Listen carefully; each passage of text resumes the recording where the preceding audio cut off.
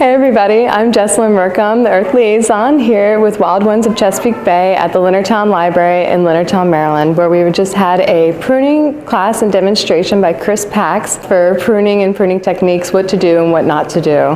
The basic knowledge of where the collar is for the plants, how to prune them, perennials to natives, to trees to shrubs, and it was a great wealth of knowledge, and a lot of people seemed to benefit from it and had a lot of notes to take down and lots of questions to ask at the end. We also had a sharpening tool table and demonstration table, and I look forward to more workshops such as this. If you guys want to see any more workshops like this, visit the library's website or Wild Ones of Chesapeake Bay and give us a holler. See you there.